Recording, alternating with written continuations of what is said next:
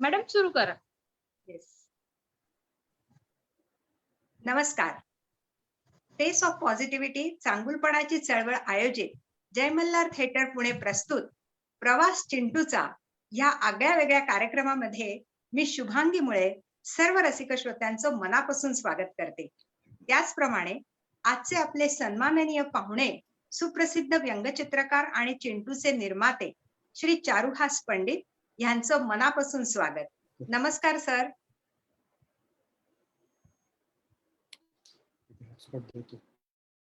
चांगुलपणाच्या चळवळीचे संकल्पक, परराष्ट्र खात्याचे निवृत्त सचिव आणि राष्ट्रीय मानवाधिकार आयोगाचे सदस्य डॉक्टर ज्ञानेश्वर मुळे यांना देखील विनम्र अभिवादन. या कार्यक्रमाची प्रसिद्धी आणि प्रक्षेपणाची जबाबदारी सांभाळणाऱ्या महाराष्ट्र माहिती तंत्रज्ञान सहाय्यता केंद्राच्या सौ रुपाली भोसले यांचं विशेष कौतुक. मंडळी, आज जागतिक कुटुंब दिन आणि या जागतिक कुटुंब दिनाच्या सर्व रसिक श्रोत्यांना मनापासून शुभेच्छा. आपल्या परिवाराबरोबर सुखी राहा, सुरक्षित राहा आणि आपला परिवार हा आपल्या घरचीच मंडळी एवढा सीमित न ठेवता आपले मित्रमंडळी, आपल्या समाजातले अनेक दुर्बल घटक ज्यांना आपल्या मदतीची गरज आहे, अशा सर्वांना आपण आपलं मित्रपरिवार मानूया. चांगुलपणाच्या चळवळीतून आपण हेच शिकतो आहोत की हे विश्वची माझे घर आणि सर्व विश्व हे माझंच आहे. तर ह्या अनुषंगाने आपण पुढे जाऊया. मंडळी, चिंटूचे निर्माते आणि कार्टून दुनियेतले बादशहा श्री चारुहास पंडित यांच्याशी गप्पा मारण्यापूर्वी त्यांची मी आपल्याला थोडक्यात ओळख करून देते. खरं तर फेस ऑफ पॉझिटिव्हिटी असलेलं हे व्यक्तिमत्व आहे, ज्यांनी स्वतःच्या आगळ्या वेगळ्या कर्तृत्वानं एक वेगळी ओळख स्वतःची लोकांच्या मनात निर्माण केली आहे. तर असे हे चारुहास पंडित, ज्यांचा जन्म मुंबईचा, पण लहानपण, कॉलेजचं शिक्षण आणि पुढचं कार्यक्षेत्र सर्व काही पुण्याचंच. नवीन मराठी शाळेत प्राथमिक शिक्षण झालं आणि न्यू इंग्लिश स्कूल रमणबाग इथे माध्यमिक शिक्षण झालं. शाळेपासूनच चारुहास यांना चित्रकलेची प्रचंड आवड होती आणि त्यांच्या ह्या कलेला आई वडिलांनी प्रोत्साहन दिलं, ज्यामुळे त्यांनी मोठ्या आत्मविश्वासाने ही कला जोपासली. चारुहास यांचे वडील स्वर्गीय दिनकर पंडित पुण्याच्या रस्टन कंपनीमध्ये मॅनेजर होते आणि आई अनुराधा पंडित गृहिणी आहेत. परंतु आईने लोणची पापड हा व्यवसाय सुरू केला, ज्यामुळे व्यावसायिक वारसा त्यांना घरातून लाभला. परंतु चित्रकलेचा वारसा मात्र त्यांना घरात नव्हता. तो चारुहास पंडित यांनी स्वतःच्या हिमतीवर वृद्धिंगत केला आणि खरंच कौतुकाची बाब आहे. त्यांनी अभिनव कला महाविद्यालयातून GD आर्ट्स केलं आणि त्यात प्रथम क्रमांक पटकावला. कौतुकाची गोष्ट म्हणजे शिक्षण घेता घेता त्यांनी एका छोट्या ऍडव्हर्टायझिंग एजन्सीमध्ये नोकरी केली आणि GD आर्ट्स झाल्यावर स्वतःची ऍडव्हर्टायझिंग एजन्सी सुरू केली. त्याचबरोबर किर्लोस्कर, स्त्री, मनोहर अशा नावाजलेल्या मासिकांमधून कथेला अनुरूप त्यांनी चित्र काढून देण्याचं काम सुरू केलं. आणि हे सगळं करत असताना त्यांचा आतला आवाज कार्टून या चित्रकलेला प्रतिसाद देत होता. अगदी शाळेत असल्यापासून मधल्या सुट्टीत ते लायब्ररीमध्ये जाऊन RK लक्ष्मण, शिद फडके अशा अनेकांची कार्टूनची पुस्तकं चाळायचे, ज्यामुळे पुढे त्यांना सकाळच्या माध्यमातून कार्टूनचं काम करण्याची संधी मिळाली आणि 1983 पासून व्यंगचित्रकार म्हणून त्यांची आगळी वेगळी ओळख निर्माण झाली. आणि ह्याचंच फलित म्हणजे 1991 मध्ये त्यांनी व स्वर्गीय प्रभाकर वाडेकर यांनी चिंटूची निर्मिती केली. आणि ह्यामुळे सकाळ पेपरचं वाचन करता करता एक निखळ आनंदाची झुळूक सर्व वाचकांना मिळायला लागली. 1991 ते 2013 म्हणजे तब्बल 22 वर्ष सकाळ पेपरच्या माध्यमातून चिंटू आपल्या भेटीला येत असे आणि त्याचे सवंगडी, मिनी, पगळ्या, पक्कू हे सगळेच आपल्या जीवनाचा हिस्सा बनले. पुढे चिंटू सोशल मीडियावर पण आपल्या बरोबर करमणुकीकरता हजर झाला. तर असा हा चारुहास पंडितांचा प्रवास. त्यांची स्वतःची सृजन आर्ट नावाची आर्ट गॅलरी आहे. काष्ठचित्र या नवीन कला प्रकारातील चित्र निर्मिती त्यांनी केली आहे. चिंटू या हास्यचित्र मालिकेवर चित्रपट येऊन यशस्वी झाला आणि चिंटू भाग 2 या चित्रपटाला देखील उदंड प्रतिसाद मिळाला. त्याचप्रमाणे चिंटू या हास्यचित्र मालिकेचे 30 ब्लॅक अँड व्हाईट आणि 16 रंगीत अशी 46 पुस्तकं निघाली आहेत. मुंबई विद्यापीठाच्या डिपार्टमेंट ऑफ जर्मनने परदेशी लोकांना मराठी शिकण्यासाठी काढलेल्या पुस्तकात चिंटूच्या चित्रांचा समावेश आहे. चिंटूच्या हास्यचित्रांचं संस्कृतमध्ये भाषांतर झालं आहे. संस्कृत भारती गोवा यांनी याचं पुस्तक प्रकाशित केलं आहे. आनंदाची गोष्ट म्हणजे चिंटूच्या अॅनिमेशन फिल्मचं युट्यूब चॅनल देखील सुरू झालं आहे आणि त्याला चिंटू प्रेमींचा उदंड प्रतिसाद आहे. चिंटूच्या अॅनिमेटेड शॉर्ट फिल्म्सचा वापर एबीपी माझाच्या न्यूज चॅनलवर फिलर म्हणून देखील केला गेलाय. खरोखरी चिंटूची ही वाढती लोकप्रियता बघून खूप कौतुक वाटतं. याकरता चारुहास पंडित आणि स्वर्गीय प्रभाकर वाडेकर यांचं खरंच अभिनंदन. आज प्रभाकर वाडेकर आपल्यात जरी नसले तरी चिंटूच्या संवादातून ते आपल्या कायम स्मरणात आहेत. चारुहास पंडित यांनी अनेक पुरस्कार मिळवले आहेत. ते अनेक पुरस्कारांचे मानकरी आहेत. काही पुरस्कार मी इथे नमूद करू इच्छिते. मराठी भाषेत केलेल्या कामासाठी मराठी भाषा संवर्धन समितीतर्फे मराठी रत्न पुरस्कार, 2005 सालचा कॉस्मॉस पुरस्कार, 2010 सालचा आचार्य अत्रे प्रतिष्ठानचा व्यंगचित्रकार पुरस्कार, 2010 रोटरी क्लबचा पुण्याभिमान पुरस्कार, 2017 सालचा रोटरी व्यावसायिक गुणवत्ता पुरस्कार, अशा अनेक पुरस्कारांचे ते मानकरी आहेत. कार्टूनिस्ट कंबाईन या अखिल भारतीय व्यंगचित्रकारांच्या संस्थेची त्यांनी अध्यक्षपद देखील भूषवलं आहे आणि तो काळ होता 2015 ते 2017. शैक्षणिक क्षेत्रात त्यांनी महाराष्ट्र राज्य पाठ्यपुस्तक महामंडळाच्या बालभारतीच्या इंग्रजीच्या पाठ्यपुस्तकात चित्र काढून एक आगळा वेगळा ठसा उमटवला आहे. तो कालावधी होता 1993 ते 2003. तर असं हे कलेत झोकून देऊन सामाजिक जाणीव जपत कार्यरत असणारं बहुआयामी व्यक्तिमत्व. जोरदार टाळ्यांनी आपण त्यांचं स्वागत करूया. नमस्कार सर. खरं तर खूप मोठी ओळख आहे, पण मी त्यातल्या त्यात संक्षिप्त ओळख करून दिली. आपण त्यांच्याशी दिलखुलास गप्पा मारणार आहोत, पण त्याआधी आपल्याला मिळणार आहे एक सुखद धक्का आणि तो काय आहे ते मला वाटतं चारुहास पंडितच आपल्याला आता दाखवतील. चिंटू आपल्या भेटीला येतोय.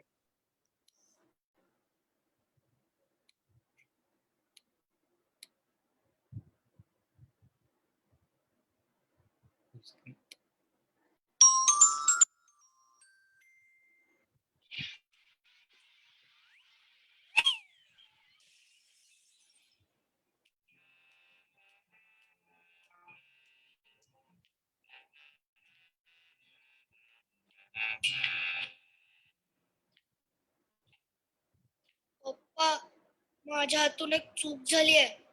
काय झालं रे चिंटू? माझ्या हातून ना एक काच फुटली. एवढंच ना? मग बाळा आपण नवीन काच लावू. दाखव बरं कुठली काच फुटली ते. ती बघा. हा?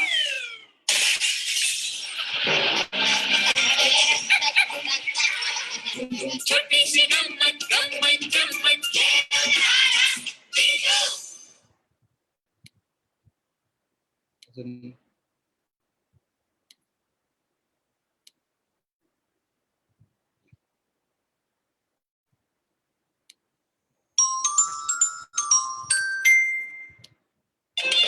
मला पूर्ण समजलास काय?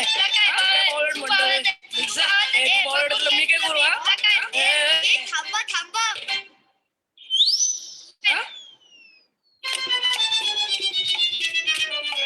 चला, राजू आणि पगड्या तिकडे भांडतायत. हा, आता करा सुरू.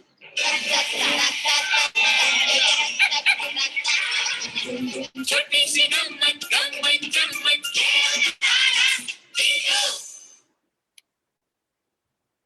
वाह, क्या बात है.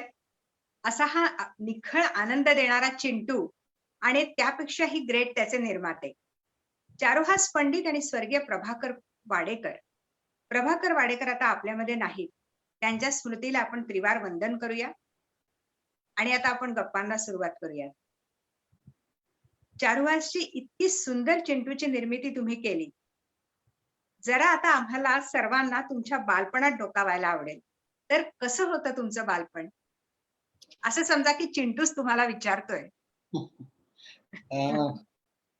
बालपण माझं जे गेलं ते म्हणजे मध्यमवर्गीय वाडा संस्कृतीत गेलेलं आहे.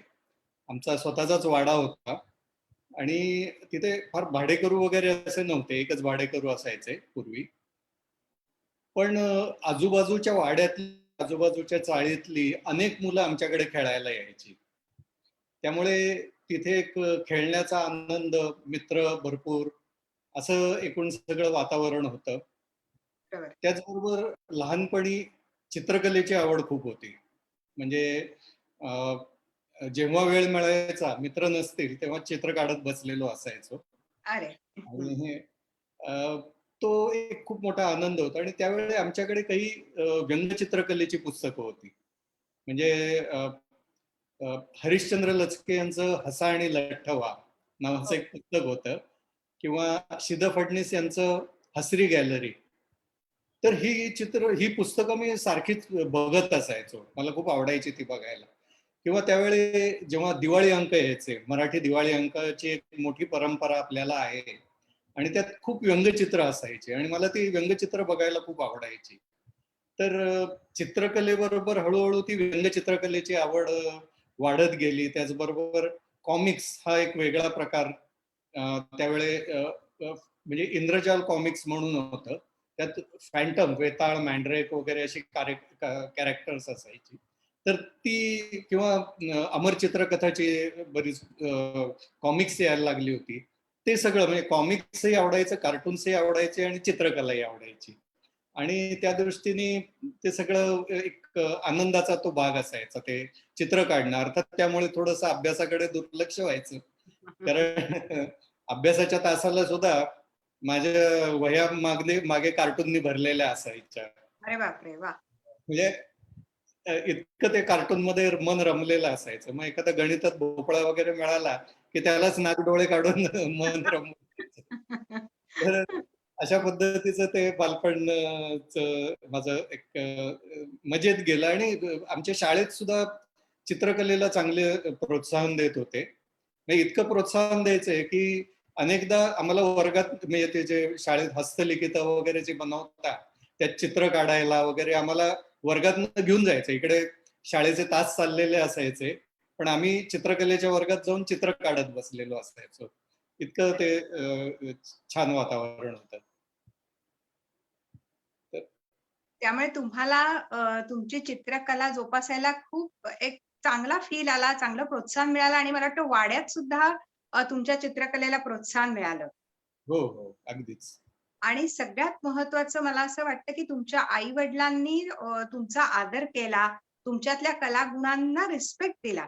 म्हणजे त्यांनी स्वतःची मतं लादली नाहीत तुमच्यावर. कारण बरोबर. तुम्ही एक मनात पुढे बाळगलं होतं, की मी व्यावसायिकरित्या चित्रकलेकडे बघणार आहे आणि मग तुम्ही खूप एक व्यंगचित्रकार म्हणून एक वेगळी ओळख निर्माण केली. पण जसं म्हणतो, की ते तुमचं बालपणापासूनच वेड होतं. कारण सगळी मुलं असं करत नाहीत. एकतर सगळ्या मुलांना ते जमणारही नाही चित्रकलेत रमणं किंवा त्या पद्धतीचं सुंदर चित्र काढणं. पण तुम्ही हे सगळं करू शकलात कारण ही खूप मोठी गोष्ट आहे, की पालकांनी आपल्या मुलांच्या कलागुणांमध्ये आदराने बघितलं पाहिजे. त्यावर विश्वास ठामपणाने ठेवला पाहिजे. तसा तुमच्या आई-वडिलांनी तो ठेवला आणि मग पुढे जाऊन तुम्ही ह्याच्यात प्रोफेशनली ह्याच्याकडे बघितलं. तर ते कसं काय घडत गेलं? की तुमचं हे प्रोफेशन कसं होत गेलं? जेव्हा मी चित्रकलेत शिक्षण म्हणजे 10वी झाल्यानंतर चित्रकलेत शिक्षण घ्यायचं ठरवलं, तर तेव्हा त्यावेळी चित्रकलेची एवढी चांगली स्थिती नव्हती. त्यामुळे थोडीशी भीती वाटली आई-वडिलांना की कसं होणार याचं पुढे? म्हणजे याच्यात काय पुढे स्कोप आहे? पण बरोबर. माझ्या दृष्टीने मी करियर वगैरे असा कधी विचार केला नव्हता. तर मला चित्रकलेची आवड होती आणि चित्रकला करायची होती पुढे. त्यामुळे मग चित्रकलेच्या कॉलेजमध्ये म्हणजे अभिनव कला महाविद्यालयात मी प्रवेश घेतला आणि तिथे पण कमर्शियल आर्ट्स हा जो म्हणजे जाहिरातीशी संदर्भातला जो हे असतो, की त्यातल्या त्यात तो तुम्हाला पैसे मिळवून देऊ शकेल असा कला प्रकार. अर्थात बरोबर. या कॉलेजमध्ये कार्टून वगैरे शिकवलं जात नाही.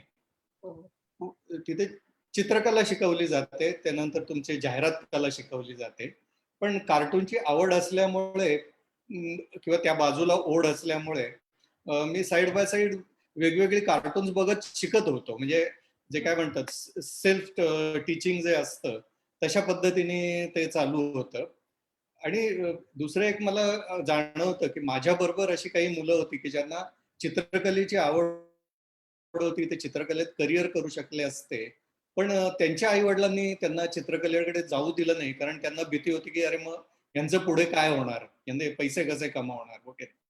तर नशिबाने मला तशा त्या याला तोंड द्यावं लागलं नाही. हे माझं मी भाग्य समजतो. आणि खरंच. कॉलेजमध्ये मग चित्रकलाच होती पूर्ण. आणि सुरुवातीला मी थोडासा बिचकलेलो होतो चित्रकलेच्या ह्याच्यात, पण हळूहळू थोडं त्याच्यात जास्त इंटरेस्ट घेऊन नाही करायला लागलो आणि शेवटच्या वर्षी पहिला आलो होतो. तर हा पण प्रवास एक स्वतःच इम्प्रूव्हमेंट करत जाण्याचा होता. कारण पहिल्या वर्षी मी म्हटलं तर ऍव्हरेज मध्येच होतो, पण शेवटच्या वर्षापर्यंत एक बऱ्यापैकी मजल गाठली होती. वा, खूप काय म्हणतो आपण अमेझिंग असा तुमचा प्रवास आहे खरं तर. की स्वतःला प्रूव्ह करत तुम्ही स्वतःचं इव्हॅल्युएशन करत राहिलात, स्वतःला प्रूव्ह करत राहिलात आणि तुमच्यातला कुठेतरी ह्युमर तुम्ही जागा ठेवला, की ज्याच्यामुळे तुम्ही कार्टून इतकं सुंदर कार्टूनच्या ह्याच्यातनं व्यक्त होत राहिलात, की ज्याच्यामुळे कारण ते कार्टून काढल्यावर दुसऱ्याला आनंद मिळाला पाहिजे, पण त्याच्या आधी स्वतःमधला ह्युमर जागा ठेवणं फार गरजेचं असतं. आणि ते तुम्ही केलं कारण आज त्या चिंटूमुळे निखळ आनंद हा सगळ्यांना मिळतो आणि ती मला वाटतं तुम्हाला मिळालेली खूप मोठी दाद आहे.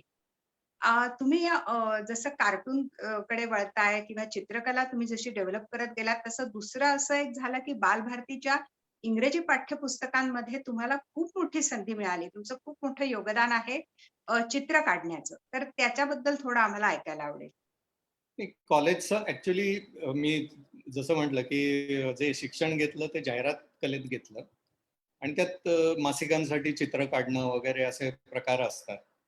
तर त्यावेळी मी कॉलेज संपल्या स्वतःची ऍडव्हर्टायझिंग एजन्सी चालू केली होती. कॉलेजमध्ये असताना मी पार्ट टाइम नोकरी करायचो आणि कॉलेज संपल्यावर फार काही कुठे अशी म्हणजे कलाकार म्हणून स्कोप काही दिसत नव्हता, म्हणजे नोकरी करण्याच्या दृष्टीने. त्यामुळे ठरवलं की आपण स्वतः, आणि कॉलेजमध्ये असतानाच मला काही फ्रीलान्स कामं पण मिळायला लागली होती. त्यामुळे कॉलेज संपल्या स्वतःची जाहिरात संस्था काढली आणि त्याचबरोबर वेगवेगळ्या मासिकांसाठी, वर्तमानपत्रासाठी मी इलस्ट्रेशनची कामं करायला लागलो होतो.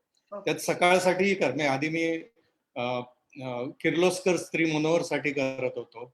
त्याच्यानंतर सकाळसाठी करायला लागलो आणि सकाळमधली काही कार्टून्स बघून मला बालभारतीची विचारणा झाली की आम्ही मुलांसाठी काही हे करतो आहोत, मुलांसाठी चित्रकार हवा आहे, तर तुम्ही काही चित्र काढून दाखवा. त्याप्रमाणे त्यांच्या स्टोरीजना मी काही चित्र काढली होती, ती त्यांना आवडली आणि मग बालभारतीचं काम सुरू झालं इंग्रजी पाठ्यपुस्तकाचं. आणि रेग्युलर इंग्लिश, तेव्हा ती इंग्लिश मिडियमची जी पाठ्यपुस्तकं होती ती करत होतो.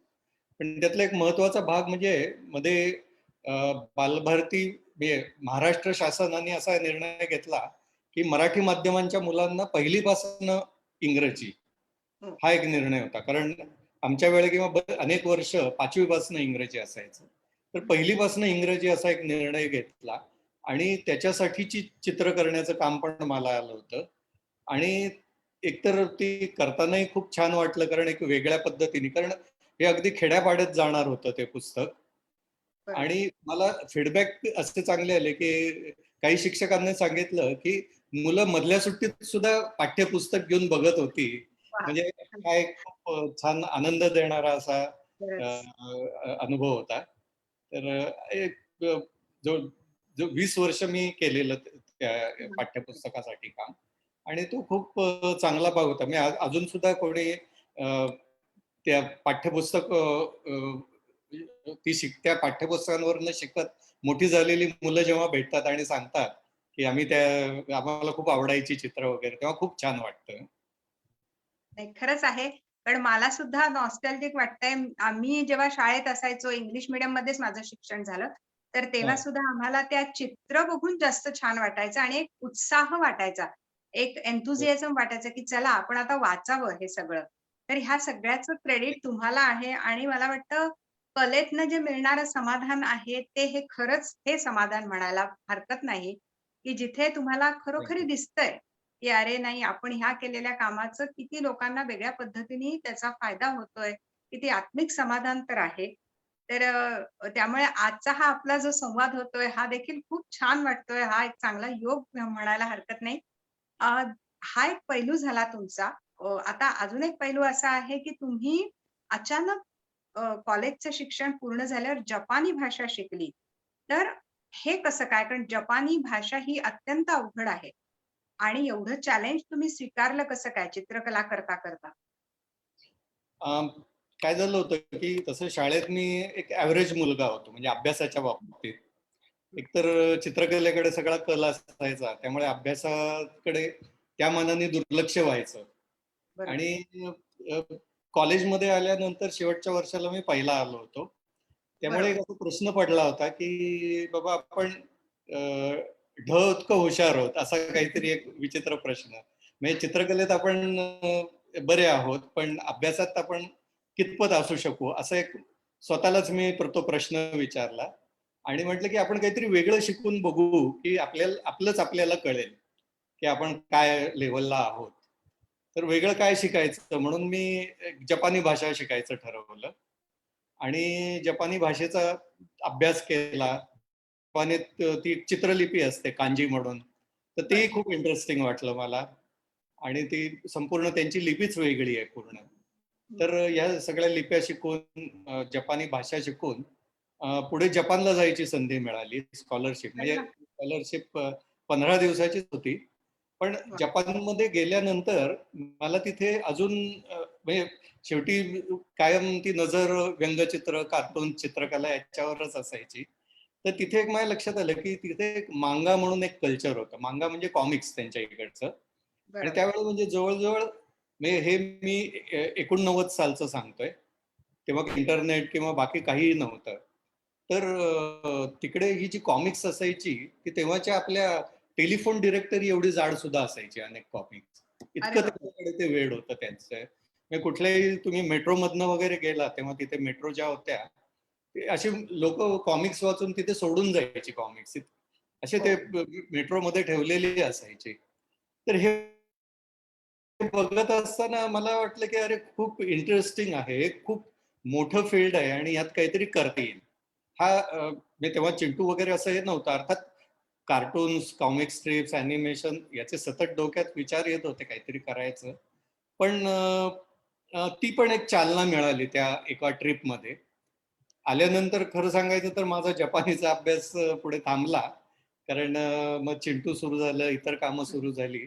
पण ती एक तो एक ट्रिगर हे म्हणतो आपण, की तिथे एक चालना मिळाली त्या संपूर्ण प्रोसेसला असं म्हणायला हरकत बरोबर आहे. मला वाटतं हे सगळ्यांना श्रोत्यांना समजून घेण्याची गोष्ट आहे, की आपण कुठला आपला आतला आवाज काय सांगतोय, आपण काय करू इच्छितोय ह्याला आपण प्राधान्य द्यावं. कारण की अभ्यासात मार्क मिळवणं म्हणजेच हुशार असं नाहीये. तर आपल्यातली कुठली तरी एखादी गोष्ट खूप स्ट्राँग आहे. त्याला जर आपण खूप कल्टिव्हेट करत गेलो, तर काहीतरी समाजाकरता एक उत्तम निर्मिती घडू शकते. आणि हा आत्मविश्वास आपण बाळगला पाहिजे, कारण नंतर तुम्ही ज्या पद्धतीने चॅनलाइज झाला, तर तुम्हाला सगळीकडे यश मिळत गेलं. तुम्ही जपानी भाषा पण उत्तमरित्या शिकलात, तुम्हाला तिथेही स्कॉलरशिप मिळाली. याचा अर्थ असा आहे, की जे कलागुण आपल्यात आहेत, ती सर्जनशीलता आपण कायम वाढवली पाहिजे आणि तर आपल्याला यश कायम मिळेल. नाहीतर आज आपल्याला चिंटू बघायला मिळाला नसता. तर आता माझा पुढचा प्रश्न असा आहे, की चिंटू तुमच्या जीवनात कधी कसा आला? किंवा आपण असं म्हणूयात, की चिंटूला तुम्ही कधी जन्म दिला? चिंटूचा जन्म कधी झाला? आणि नाही. ह्याच्या बरोबरीने तुम्हाला या वेगवेगळ्या कल्पना सुचल्या कशा? बरं. आता थोडं चिंटूच्या जन्माबद्दल सांगतो. अर्थातच मी जसं म्हटलं, की लहानपणा म्हणजे माझ्या लहानपणातच आहे ते चिंटूच्या जन्माचं, की जे आम्ही आमच्या वाड्यात गोंधळ घालायचो, आमच्या गल्लीत गोंधळ घालायचो. ती चिंटूची बीजं कुठेतरी तिथे होतीच. आणि बरोबर. पुढे जेव्हा कॉलेजचं शिक्षण घेतलं, कार्टून मधली आवड होती. तर हे बघत असताना वेगवेगळी कार्टून्स बघायचो. म्हणजे जी वर्तमानपत्रातली इंग्लिश कॉमिक्स, मॅड सारखी मॅगझिन्स असतील किंवा काही वेगवेगळी टिनटिन ॲस्ट्रिक्स नावाची कॉमिक्स आहेत, ती खूप इंटरेस्टिंग आहेत. ते बघत असताना एक सारखं जाणवत होतं की आपली इथली जी इंग्रजी वर्तमानपत्र आहेत त्यात कॉमिक स्ट्रिप्स असायच्या, बरोबर. ज्याला आम्ही मराठीत हास्यचित्र मालिका म्हणतो. त्या हो. कॉमिक स्ट्रिप्स बऱ्याच आवडायच्या, मला आवडायच्या अगदी नक्कीच. सारखं वाटायचं या सगळ्या परदेशी काय आहेत. म्हणजे हं. आजही तुम्ही जर का कुठलंही इंग्रजी वर्तमानपत्र उघडून बघितलं तर आज सगळ्या परदेशी मालिका असतात. बरोबर. हे भारतीय का नाही, इथल्या मातीतलं का नाही, असं मला सतत वा. वाटत असायचं. वा. आणि मग नाहीतर मग आपण का करू नये, वा. असा एक डोक्यात सतत विचार घोळत राहिलेला होता. त्याच वेळे मी जसं म्हटलं की माझी ऍडव्हर्टायझिंग एजन्सी होती हो. आणि प्रभाकर वाडेकर आणि मी अशा दोघांनी मिळून चिंटू निर्माण केला. तर प्रभाकरची माझी ओळख झाली ती, तो माझ्यासाठी कॉपी रायटिंग करायचा, ऍडव्हर्टायझिंगसाठी कॉपी रायटिंग करायचा. त्याचबरोबर तो एका वर्तमानपत्रात ऍडव्हर्टायझिंग मॅनेजर पण होता. तर जाहिराती मागायलाही तो माझ्याकडे यायचा. हो. म्हणजे फ्रीलान्स कॉपी रायटर होता आणि हे ऍडव्हर्टायझिंगचं पण काम करत होता. तर जेव्हा तो भेटायला यायचा तेव्हा आमच्या गप्पा कामाचं सोडून कार्टून, विनोद, कॉमिक्स, दोघांनाही वाचनाची प्रचंड आवड होती. म्हणजे जे शालेय जीवनापासूनही मला वाचनाची खूप आवड होती, की वेगवेगळे मराठीतले लेखक प्रचंड, प्रभाकरची वाचनाची खूप आवड होती. आणि एकूण असं लक्षात आलं की आमचे खरे दोघांचे स्वभाव खूप वेगवेगळे पण आवडी सारख्या. वा. म्हणजे त्यामुळे मग म्हटलं की अरे आपण दोघं मिळून काहीतरी करूया, की एकच आवड आहे कॉमिक्स, तर कॉमिक्स करावं, कार्टून करावं. आणि तेव्हा मग लक्षात आलं की कार्टून स्ट्रीप हा प्रकार कार्टून, व्यंगचित्र आणि कॉमिक्स याचं मिश्रण असलेला आहे आणि त्यामुळे तो आपण हाताळावा. त्याचबरोबर दोघंही वर्तमानपत्राशी संबंधित होतो. मी सकाळसाठी आधी कार्टून काढत होतो, तो ऍडव्हर्टायझिंग मध्येच होता. आणि दोघांनाही असं सारखं जाणवत होतं की रोजचं वर्तमानपत्र जे आहे हं. ते निगेटिव्ह बातम्यांनी भरलेलं असतं. म्हणजे पहिल्या पानापासून तेव्हाही होतं आणि आत्ताही आहे. हो ना. तर त्यात असं वाटलं की इथे कुठेतरी एक रिलीफ पॉइंट असावा. रोजचा जेव्हा वर्तमानपत्र उघडतो तेव्हा कुठेतरी एक पॉझिटिव्ह, जे काय सकारात्मकता यावी असं वाटलं आणि त्यातनं चिंटू या कॅरेक्टरचा जन्म झाला. जसं वा. मगाशी म्हटलं की इथल्या मातीतलं एखादं कॅरेक्टर हवं, जे वा. इथल्या लहान मुलांपासून आजी आजोबांपर्यंत आवडेल. आणि त्यामुळे मग ते एखाद्या मुलाचं कॅरेक्टर करावं असं ठरवलं. आणि गंमत म्हणजे जो पहिलं मी स्केच केलं तोच आम्ही फायनल चिंटू केला. म्हणजे अरे वा. म्हणजे त्याचे जे कपाळावर येणारी बट, की चिंटूचा चेहरा तुम्ही बघितला तर तो खूप इनोसंट आहे, पण कपाळावरच्या बटीमुळे तो एक खट्याळ खोडकरपणा त्यात आलेला आहे. तर हे बरोबर. जे सगळं आहे हे त्या कॅरेक्टरचा पूर्ण विचार केलेला असल्यामुळे तो कागदावर पटकन आम्ही उतरवू शकलो कमाल. आणि त्यामुळेच तो लगेच लोकांना आवडलाय. वा. आता तुम्ही कल्पनांबद्दल वेगवेगळ्या विचारल्यात की खरं तर 30 वर्ष म्हणजे या नोव्हेंबरमध्ये चिंटूला 30 वर्ष पूर्ण होणार आहेत. अरे वा. 22 वर्ष तो वर्तमानपत्रातनं रोज येत होता. म्हणजे जवळजवळ 6,500 पेक्षा जास्त चिंटू आम्ही केले. कोणताही चिंटू रिपीट न होऊ देता. अरे तर बापरे. तर आम्हाला एक नेहमी प्रश्न विचारला जातो की तुम्हाला कल्पना सुचतात कशा वगैरे. मला वाटतं की मी काही स्लाइड्स दाखवतो. येस. कल्पना सुचतात कशा याचं एक छोटंसं तुम्हाला काय म्हणतात त्याला, की एक त्याचं विश्लेषण अ, अशा पद्धतीचं करून आपल्याला बोलता येईल. नक्कीच आम्हाला स्ट्रिप्स बघायला आवडतीलच. येस.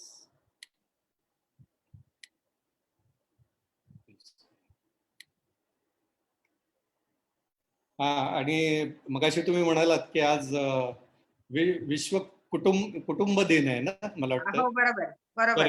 करेक्ट. तर हे चिंटूचं संपूर्ण कुटुंब आहे. चिंटूचे मित्र-मैत्रीण, आई-बाबा, आजी-आजोबा वाह! असं वाह! कुटुंब आहे. त्यामुळे अ, आज मी तुम्हाला सर्वांना, संपूर्ण प्रेक्षकांना या विश्व कुटुंब दिनाच्या शुभेच्छा देतो आणि असंच आपलं छान कुटुंब असावं असं. आता साधारणपणे जेव्हा आपण एखादी कल्पना व्यंगचित्रासाठी कल्पना विचार करतो किंवा चिंटूसाठी जेव्हा कल्पना हे करतो तेव्हा आम्ही असं कायम करायचो की अरे आपण त्यावेळी काय करत असं लहानपणी काय केलेलं आहे, काय गमती जमती केल्या किंवा आत्ताची मुलं काय करतात बरोबर. याच्याकडे डोळसपणे बघितलं तर आपल्याला खूप कल्पना त्यातनं सुचतात. मी आता उदाहरणार्थ जेव्हा आम्ही तर जसं म्हटलं की वाड्यात क्रिकेट खेळायचो, गल्लीत क्रिकेट खेळायचो, नंतर शाळेच्या मैदानावर जाऊन क्रिकेट खेळायचो. तर हे क्रिकेट खेळत असताना म्हणजे मैदानावर गेल्यावर तर असं असायचं की 7-8 मॅचेस एका वेळी मैदानावर चालू असायच्या आणि खूप छान असं वातावरण असायचं. तर त्या अनुभवावरनं केलेला हा चिंटू आहे की चिंटू मैदानावर गेलेला आहे. मला वाटतं तुम्हाला स्लाइड्स दिसत असतील ना? हो, दिसतंय. एक स्लाइड आहे आता. आता हा. एकच स्लाइड आहे. Correct correct correct. तर ते मैदानावर खेळायला गेलेले आणि एका मुलाने जोरात चेंडू मारलाय आणि चिंटूचा मित्र पप्पू म्हणतोय चिंटू कॅच. चिंटू पळत जाऊन तो अवघड कॅच झेलला. पप्पू म्हणतो अरे काय उपयोग, शेजारच्या मॅच मधला कॅच झेललायस. हे जे आहे हे जवळजवळ प्रत्येक मुलाने अनुभवलेलं असतं लहानपणी. आणि बरोबर. अजून म्हणजे आता अलीकडे मी एका मैदानाच्या इथनं चाललो होतो तर तिथे हेच दृश्य होतं. म्हणजे जे आमच्या लहानपणी आहे तेच अजून चालू आहे किंवा आता जे मी आता म्हटलं की लहानपणी आहे ते अजून चालू आहे. त्याच्यावरही एक केलेला चिंटू मला आठवला तो सांगतो की आपल्याला लहानपणी कायम विचारलं जायचं की काय रे मोठेपणी तू कोण होणार. आणि त्यावेळी तर दोनच ऑप्शन्स असायचे, एक तर डॉक्टर किंवा इंजिनियर. हे बरोबर. कायम प्रत्येक मुलाला विचारलं जायचं आणि आजही मी जेव्हा आत्ताच्या मुलांकडे बघतो तेव्हाही हेच विचारलं जातं की काय रे मोठेपणी तू कोण होणार. याच्यावर एक चिंटू गेला होता की चिंटूची मैत्रीण आहे मिनी, ती चिंटूला विचारते की काय रे चिंटू तू मोठेपणी कोण होणार, माझ्या बाबांसारखा डॉक्टर होणार का तुझ्या पप्पांसारखा इंजिनियर होणार. चिंटू म्हणतो मी आजोबांसारखा पेन्शनर होणार आहे. ओके. वा. तर हे एक मुलांचं वेगळं भावविश्व असतं. खरंच. पालक असतात ते उगाच आपले स्वतःची मतं त्यात मध्ये मध्ये लुडबुड करत असतात असं वाटतं किंवा लहानपणाच्या म्हणजे वाचनाची तर आवड खूप होती आणि कुठलाही मुलगा सरळ कधी वाचायला बसत नाही. तसंच चिंटूचं आहे. चिंटू हा नेहमीचाच कुठलाही मुलगा आहे. त्यामुळे चिंटू वाचायला बसलाय आणि आई लगेच रागवते की हा चिंटू नीट सोफ्यावर बसून वाच. चिंटू ही शहाणा मुलगा आहे. तो लगेच शहाण्यासारखा सोफ्यावर बसून वाचायला लागलाय. थोड्या वेळाने ऍक्शन बदलते. अजून थोड्या वेळाने बघा काय होतं. तर ही जी आहे हे मुलांचं निरीक्षण, त्यांचं निरीक्षण केलं तरी तुम्हाला यातनं कल्पना सुचत जातात की खरंच. आपल्या आसपास सतत हे घडत असतं आणि तुम्हाला फक्त डोळसपणे बघायचं असतं किंवा म्हणजे इतके वर्ष आम्ही चिंटू केले पण प्रत्येक वेळा आम्ही असं कधी म्हटलं नाही की आम्ही तुम्हाला एक विनोद देतोय. प्रत्येक वेळा आम्ही विनोद दिला असं काही नाहीये. तर त्यातनं काहीतरी एक भावना द्यायची वा. हा आमचा उद्देश असायचा. बरोबर. हा केलेला चिंटू मधलंच एक पात्र आहे सोनू म्हणून एकदम छोटासा मुलगा आहे. बरोबर. चिंटूपेक्षा लहान मुलगा आहे तो आणि तो छोट्याशा 3 चाकी सायकलवर आहे. सोनू म्हणतो चिंटू दादा आपण शर्यत खेळूया. चिंटू मोठ्या सायकलवर आहे. तो म्हणतो चल आणि दोघेही शर्यत लावतात आणि सोनू शर्यत जिंकतो. तो म्हणतो वा. जिंकलो जिंकलो.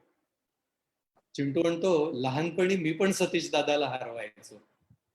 आता मला कळलं तो मला मुद्दामून जिंकू द्यायचा. अरे वा वा. वा वा वा.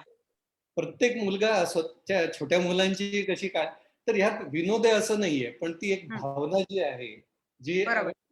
कम्युनिकेट करायचा प्रयत्न केलेला आहे. तर हे त्यामुळे चिंटू हे पात्र प्रत्येक आपल्या घरातलं वाटतं. एक बरोबर. कार्टून असं नाही वाटत तर तो आपल्या घरातला आपल्या शेजारचा एखादा मुलगा असल्यासारखा तो एक फील आहे. हे एक अलीकडे केलेलं म्हणजे जेव्हा चिंटू सोशल मीडियावर चालू केला हो. तेव्हा एक केलेला चिंटू आहे हा. तर चिंटू पायाला लागलंय आणि साधारण मुलं प्रत्येक वेळा अंघोळ टाळायचा प्रयत्न करत असतात जमेल तेवढं. तसंच चिंटू सांगतो आईला, आई आज आंघोळ केली नाही तर चालेल का ग, बँडेज भिजेल. आणि पुढची शेवटी ती चिंटूचीच आई आहे. ते चिंटूच्या पायाला प्लास्टिक बांधलंय आणि चिंटू आंघोळीला निघालाय. तर हा जेव्हा चिंटू सोशल मीडियावर आला होता, तर मला एक स्वीडन मधल्या एका बाईचं त्याच्यावर हे जे कॉमेंट असते त्याच्यात आली होती, वा. की तिने लिहिलं होतं की ही म्हणजे इंग्लिश मधनं लिहिलं होतं की तिने लिहिलं होतं की ही भाषा कुठली आहे मला माहित नाही, पण मला चित्रावरनं कळतंय की काय झालेलं आहे आणि जगभरच्या आया अशाच असतात. अरे वा. हो. हा त्यांनी एक हे दिलेला होता. म्हणजे सोशल मीडियावर येण्याचा जो एक हे आहे, तर बरोबर. तो अशा पद्धतीने हे झालेलं आहे. असे सोशल मेसेज सुद्धा आम्ही वेगवेगळे दिलेले आहेत. बरोबर. खूप अप्रतिम वाटतंय हे सगळं ऐकताना आणि या सगळ्यामध्ये मला वाटतं खूप महत्वाच्या 3-4 गोष्टी आहेत. एक म्हणजे तुमचं वाचन, दुसरी गोष्ट म्हणजे तुमचं निरीक्षण आणि मला वाटतं हे सगळे स्किल्स या ज्या सॉफ्ट स्किल्स आहेत या मला वाटतं आम्ही सगळ्यांनी प्रत्येकाने या वाढवल्या पाहिजेत, त्या डेव्हलप केल्या पाहिजेत. कारण वाचन, निरीक्षण, आपल्या स्वतःमधला एक ह्युमर जागा ठेवणं आणि स्वतःमधली असलेली कला सतत वृद्धिंगत करणं. अप्रतिम त्याच्यामुळे इतकं सुंदर तुम्ही वेगवेगळ्या पद्धतीचे चिंटू आम्हाला दाखवले. त्याचबरोबर तुम्ही चिंटूचं एक कुटुंब दाखवलं आणि मला वाटतं कुटुंब हे माणसाचं खूप मोठी स्ट्रेंग्थ असते. मग ते कुटुंब घरातलं असतं, मित्रपरिवारांचं कुटुंब असतं, आपल्या सहकाऱ्यांचं कुटुंब असतं. आपल्याला कुटुंबाची ही एक खूप महत्वाची एक ठेव आहे. जी पण तुम्ही दाखवली अप्रतिम असं सांगितलं आणि चिंटू हा कायम फक्त जोक्स नाही, तर तो काहीतरी भावना व्यक्त करतोय आणि आपल्या सगळ्यांचं मानवी जीवन हे भावनांनीच बनलेलं आहे. जगाच्या पाठीवर कुठेही जा, आईची भावना ही एकच असते, हे पण तुम्ही इथे दाखवलंय. तर आणि हे बघताना इतकं छान वाटतं, कारण ह्या सगळ्या भावना आपण अनुभवलेल्या असतात. पण त्याचा चित्रातनं बघून, त्याच्या संवादातनं बघून हा जो वेगळा आनंद मिळतो तो काही औरच आहे.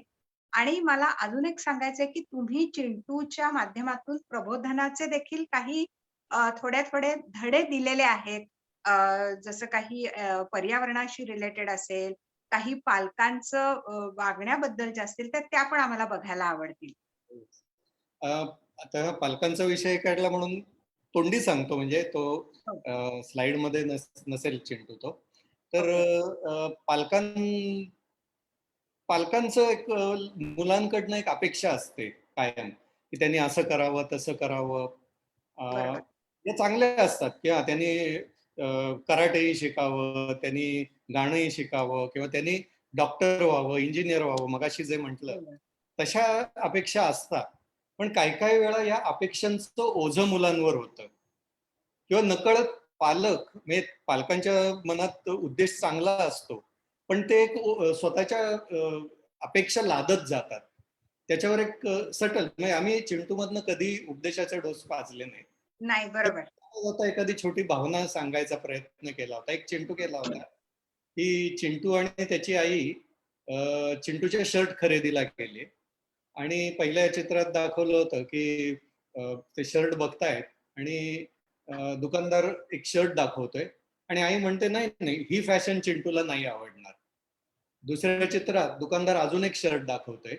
आई म्हणते, "नाही, नाही, हा रंग चिंटूला नाही आवडणार." आणि तिसऱ्या चित्रात चिंटू एक शर्ट आईला दाखवतोय आणि म्हणतोय, "आई हा शर्ट मला आवडेल का ग?" हे जे आहे कमाल आहे. नकळतपणे पालक त्यांच्या, तर हे जे आहे हे थोडं सटल पद्धतीने आम्ही संवाद साधण्याचा प्रयत्न करतो. अर्थात बरोबर, काही जण घेऊ शकतात, काही जणांना तो एक विनोदही वाटू शकतो.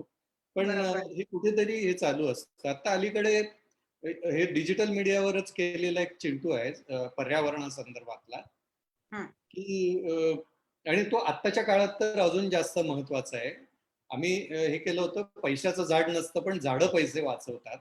तर वाह! त्यात मी म्हणतेय चिंटू हा खूप पूर्वी केलाय, म्हणजे तरी 3-4 एक वर्षापूर्वी केलेला. बरं. मी म्हणते चिंटू झाडं लावण्याचे खूप फायदे असतात. आपल्याला ते ऑक्सिजन देतात, सावली देतात, वातावरणही थंड ठेवतात.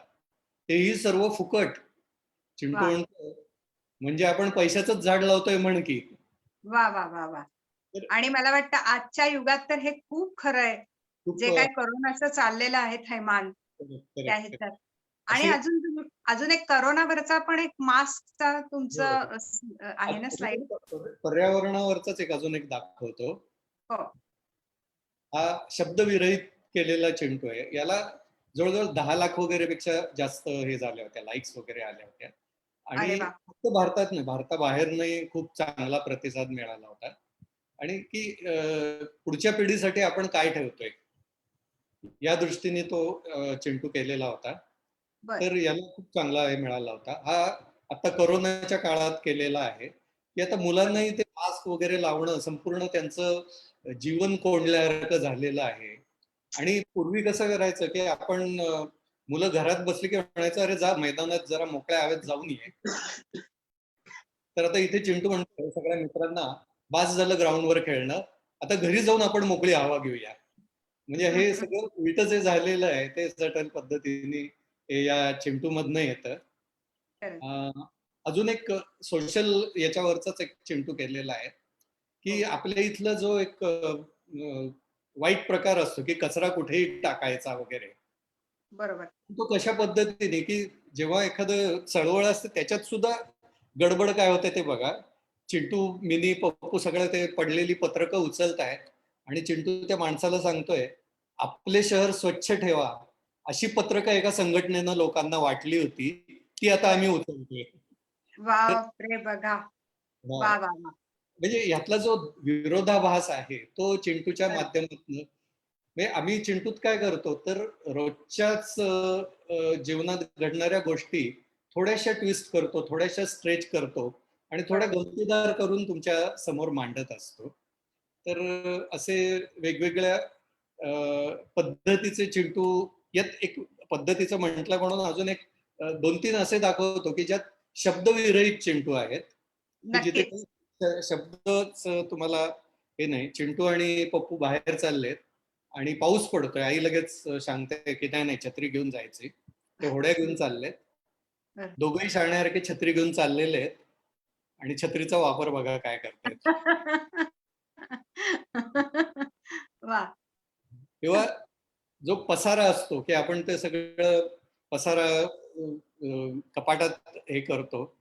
तसं चिंटूनी सगळं आवरून ठेवलेलं आहे. जे कोंबणं असतं, कोंबणं आपण म्हणतो. कोंबडं. यात सुद्धा चित्र काढताना जे मज्जा असते, की खरंय. हा. मला याच्यावर पण प्रतिक्रिया आल्या होत्या, की त्यातनं ज्या पडणाऱ्या वस्तू आहेत, बरोबर. त्याचंही लोकांनी निरीक्षण केलं होतं आणि ते म्हणाले, की अक्षरशः आमच्या मुलाच्या याच्यात कपाटात सगळ्या याच वस्तू असतात. तर खरंय. हाही म्हणजे त्याचं जे निरीक्षण जे पाहिजे आपल्याला, तर ती एक याच्यातनं गमतीशीर आहे. हा मुलांबरोबर मोठ्यांनाही लागू आहे. गजर वाचतोय. हो. तर तिसऱ्या ह्याच्यात चिंटू पुन्हा झोपी गेलाय. म्हणजे किंवा चिंटूला ते मगाशी जो सोनू दाखवला. सोनू हं. सांगतो, की आमचं शटल कॉक वर अडकलंय. मदत कर. चिंटू लगेच मदतीला जातो. हात बरोबर. पोचत नाहीये त्याचा. तो हो. सँडल काढून मारतो. हं. सँडल झाडावर आणि ही मुलं आपली शटल मिळाल्यावर काही निघून चालली. काम झालंय. तर अशा पद्धतीचे वेगवेगळे चिंटू म्हणजे यात खूप व्हरायटी आहे. व्हरायटी आहे. बरोबर. तर अशा पद्धतीचं अशी 22 वर्ष किंवा आतून 30 वर्षाचं काम आम्ही केलेलं आहे. म्हणजे जेव्हा मी कमाल. 30 वर्षाचं काम जेव्हा म्हणतो आणि आम्ही म्हणतो, तेव्हा प्रभाकर माझ्याबरोबर आहे असं मी गृहीतच धरलेलं आहे, की वाह! ते फक्त 22 वर्षाचा नाही, तर तो अजूनही प्रवास चालू आहे असंच मी गृहीत धरतो. नाही खरंच. म्हणजे हे सगळं कमाल आहे. अतिशय कमाल आहे. म्हणजे तुमचं निरीक्षण आहे त्याच्या बरोबरीने चित्रकलेची जी काय तुम्ही दाखवताय म्हणजे आता खेळणी जी पडत होती आणि ज्या पद्धतीने चिंटू पडत होता, तर ते इतका जिवंतपणा होता त्याच्यात, की शब्दात तो वर्णन करणं सुद्धा आम्हाला अवघड आहे. आणि तुम्हाला इतकं तुमच्या सहचार्याचं म्हणजे प्रभाकर वाडेकरांची तुम्हाला एवढी आठवण होती आहे. ही पण एक संवेदनशीलता तुम्ही जी जपली आहे ती खूप म्हणजे घेण्यासारखी आहे असं मला वाटतं. आणि प्रत्येक ह्याच्यातनं जो वेगळेपणा चिंटूचा आहे, म्हणजे चिंटूला जिवंत ठेवणं आणि तो काहीतरी आपल्याला अंतर्मुख करायला लावतो आहे, ही गोष्ट माझ्या मते खूप वाखाणण्यासारखी आहे आणि शिवाय मनाला एक प्रसन्नता देणारी आहे. आता आपण थोडं पुढे जाऊया. चिंटू तर तुम्ही साकारला, तुम्ही व्यंगचित्रकार म्हणून सगळ्यांच्या परिचयात आहात. तुम्ही ॲडव्हर्टायझिंग एजन्सी स्वतःची केली. पण त्याच्याही पुढे तुम्ही आर्ट, क्राफ्ट एंड टेक्नॉलॉजी हा व्यवसाय तुमचा आहे. त्याबद्दल देखील आम्हाला थोडं जाणून घ्यायला आवडेल. त्याचं एक म्हणजे मी जेव्हा ॲडव्हर्टायझिंग एजन्सी सुरू केली तेव्हा माझी पत्नी भाग्यश्री तीही जॉईन झाली होती. तीही स्वतः आर्टिस्ट आहे. आम्ही दोघं एकाच वर्गात होतो हो. आणि आम्ही तुमचं दोघं लव्ह मॅरेज तुमचं हां. लव्ह मॅरेज आहे आणि मला वाटतं त्या गोष्टीचा देखील चिंटूमध्ये काहीतरी तुमच्या ह्याच्यात फरक पडला. म्हणजे त्यामुळे चिंटू अधिक उभरलाय असं म्हणायला हरकत नाही. धन्यवाद, धन्यवाद. कारण तो एक रसिकपणाचा एक खूण आहे, असं मला वाटतं. लव्ह मॅरेज असणं सुद्धा. तर आम्ही हे दोघेही हे करत होतो, ॲडव्हर्टायझिंग करत होतो. चिंटूही चालूच होता. पण ॲडव्हर्टायझिंग मध्ये एका विशिष्ट लेव्हलला असं एक दोघांनाही जाणवायला लागलं, की आपण सतत दुसऱ्याच्या इच्छेप्रमाणे काम करतोय. म्हणजे दुसऱ्या बरोबर. त्यांच्यासाठी काम करतोय, कोणासाठी तरी काम करतोय. आपल्या आनंदासाठी काम करत नाहीये. आर्थिकदृष्ट्या ते खूप चांगलं होतं. पण आम्ही असा निर्णय घेतला, की आपल्याला काहीतरी वेगळं करायचंय, जे आपल्याला आवडेल ओके. आणि वेगळं असेल काहीतरी. तर त्या दृष्टीने काय करावं असा आम्ही विचार करत होतो. तर एका इंडस्ट्रियल एक्झिबिशनमध्ये आम्हाला एक लेझर टेक्नॉलॉजी दिसली होती. ते इंडस्ट्रियल कामासाठी ते वापरत होते. पण तेव्हा आम्हाला बघताना असं वाटलं, की अरे ह्याच्यातनं आपल्याला काहीतरी करता येईल. ह्याच्यातनं काहीतरी वेगळी निर्मिती करता येईल. म्हणून आम्ही विकत घेतली. त्यावेळेस त्याची कॉस्टही खूप जास्त होती. पण आम्ही ते विकत घेतलं. लकीली ॲडव्हर्टायझिंगमुळे आम्हाला ते परवडलं. तोही ॲडव्हर्टायझिंगचा उपकार आहे. पण ते घेतलं आणि त्याच्यावर जवळ-जवळ आम्ही 1-1.5 वर्ष एक्सपेरिमेंट करत होतो वेगवेगळ्या मटेरियल्सवर. म्हणजे कागद असेल, काच असेल, ॲक्रेलिक असेल, लाकूड असेल, याच्यावर करत असताना एक असं जाणवलं, की लाकडावर जेव्हा आपण ते लेझरनी कटिंग करतो, एन्ग्रेव्हिंग करतो, तर त्याच्यात ते लाकडाची क्वालिटी एन्हान्स होते. खूप सुंदर दिसतं ते. वाह! आणि दुसरं हे सगळं मग लाकूड हे एक माध्यम खूप इंटरेस्टिंग आहे असं वाटल्यावर त्याच्यात अधिक डीप गेलो, तर त्यात असं लक्षात आलं, की लाकडात वेगवेगळ्या रंगछटा मिळतायत आपल्याला. म्हणजे अगदी लाईट वूड पासून ते डार्क वूड पर्यंत अगदी अ, काळ्याच्या जवळ जाईल इतकं असं डार्क वूड असतं. लाल रंगाचं लाकूड आहे, जांभळ्या रंगाचं लाकूड आम्हाला मिळालं. आणि मग विचार केला, की अरे हे रंग म्हणजेच आपण त्या पॅलेट ठेवूया आणि त्यातनं आपण चित्र बनवू आणि मग ही वेगवेगळ्या रंगाची लाकडं लेझरनी कट करून त्यात टेक्नॉलॉजीचा वापर म्हणजे कॉम्प्युटरचाही वापर असतो. ड्रॉइंग करून घ्यावं लागतं. मग ते स्कॅन करून कॉम्प्युटरवर रिड्रॉ करावं लागतं वगैरे. हा टेक्नॉलॉजीचा भाग झाला. आर्ट म्हणजे तुम्हाला ड्रॉइंग करावं लागतं. आणि मग हे वेगवेगळे तुकडे कट करून लेझरनी पेस्ट करून त्यातनं आम्ही चित्रनिर्मिती सुरू केली. अरे आणि वाह! हे चालू केलं तेव्हा म्हटलं, की आपण हे आपल्याला आवडते ते करूया. लोकांसमोर ठेवूया, बघूया कसा प्रतिसाद मिळतो. आणि त्याला खूप उत्तम प्रतिसाद मिळाला. म्हणजे अरे वाह! फक्त भारतातनं नाही, तर भारताच्या बाहेरनं सुद्धा. आता भारतातल्या 3-4 इंटरनॅशनल एअरपोर्टवर शॉप्स आहेत, की जिथे आमची चित्र विक्रीसाठी असतात. भारतातले अनेक महत्त्वाचे असे मॉल्स आहेत, की तिथल्या काही महत्त्वाच्या शॉप्समध्ये आमची चित्र विक्रीसाठी असतात. तर असं आणि कॉर्पोरेट्समध्ये म्हणजे परदेशातनं येणाऱ्या पाहुण्यांना गिफ्ट देण्यासाठी ही चित्र वापरली जातात. तर अशा वेगवेगळ्या पद्धतीने ते म्हणजे चित्रकलेतलंच एक वेगळं काम आम्ही त्यात सुरू केलं आणि त्यात आम्हाला आनंदही मिळतो आणि अर्थात आर्थिकही आनंद मिळतोय असं म्हणायला. वाह! खूप छान. म्हणजे तुम्ही क्रिएटिव्हिटीचा योग्य तो चॅनलाइज क्रिएटिव्हिटीला केलंय आणि नुसतं आपल्याला आर्थिक काय फायदा होतोय ह्याच्याबरोबर ह्याच्याही पेक्षा समाधान काय मिळतं, काय आपण क्रिएटिव्ह काय करू शकतोय, ह्याच्याकडेही तुमचा कल आहे आणि तो सगळ्यांना इन्स्पायरिंग आहे. जस्ट मला श्रोत्यांना सांगायचं आहे, की चिंटूचे ॲनिमेशन फिल्मचं YouTube चॅनल आहे. www.youtube.com/चिंटू असं त्याचं ॲड्रेस आहे. तर त्या YouTube चॅनलवरनं आपण ॲनिमेशन फिल्म नक्की बघूया. एक झलक आपल्याला परत चारुहास पंडित देणार आहेत याची. त्याचप्रमाणे नॉव्हेलच्या स्टोरी ऑडिओ ॲपवरती चिंटूच्या स्टोरीजचं देखील अपलोडिंग झालेलं आहे. त्याची देखील सगळ्यांनी नोंद घ्यावी आणि आता मी चारुहास पंडितांना विनंती करते, की त्यांनी परत एक आम्हाला छोटी झलक द्यावी ॲनिमेशनची चिंटूच्या. दोन छोट्या ॲनिमेशन फिल्म्स दाखवतो. नक्कीच.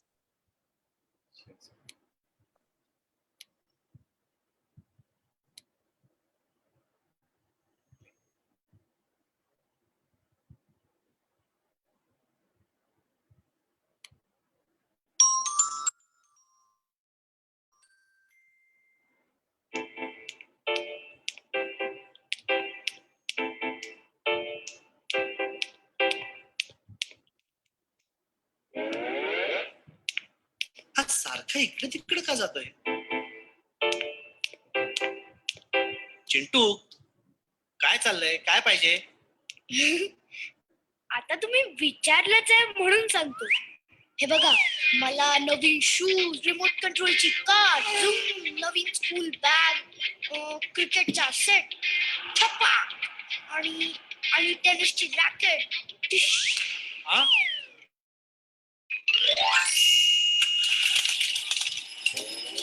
छोटीशी गंमत गंमत गंमत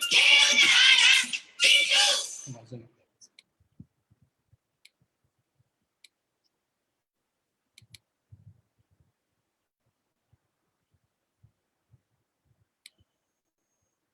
अजून आहे का? हा एक दाखवतो.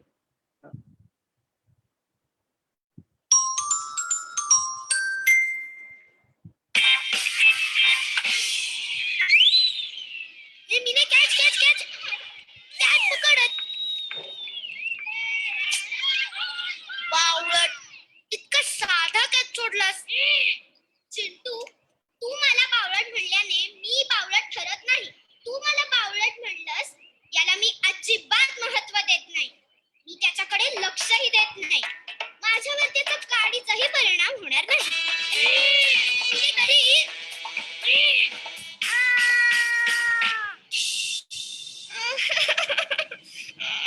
काय ग मीने? काय झालं? का रडतीयेस?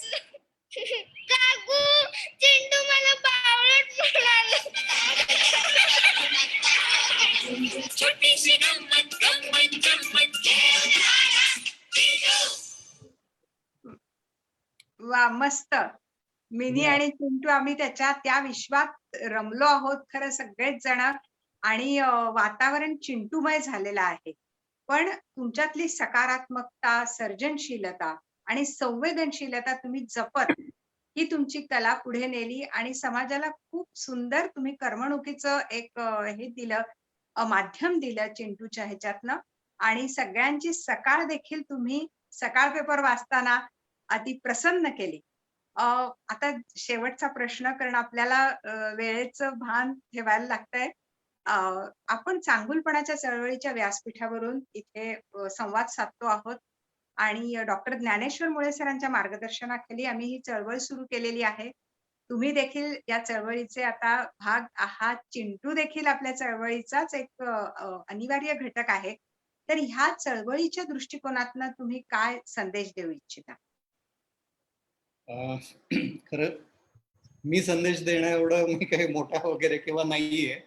त्यामुळे एक तर त्याच्या आधी एक मी तुम्हा सर्वांचे आभार मानतो. ज्ञानेश्वर मुळे सरांचे आभार मानतो. मी त्यांना प्रत्यक्ष भेटलेलो नाहीये, पण त्यांना वर्तमानपत्रातल्या लेखातनं, पुस्तकातनं भेटलेलो आहे आणि खरंच त्यांनी एक खूप प्रेरणादायी काम केलेलं आहे. त्यांचे प्रत्येक लेख प्रेरणादायी असतो आणि त्या प्लॅटफॉर्मवर मला यायला मिळतंय. मिळालं म्हणजे हा एक खूप मला खूप आनंद देणारा असा क्षण आहे म्हणायला हरकत नाही. त्याबद्दल तुमचे आभार आणि चांगुलपणाबद्दल म्हणजे काही मी बोलण्याच्या ऐवजी मी स्वतःबद्दल बोलू शकतो की मी काय करतो याने की एक म्हणजे चिंटू या माध्यमातनं मी कामातनं आनंद घेतो आणि जो आनंद मी घेतो तो लोकांपर्यंत वाटण्याचा प्रयत्न करतो.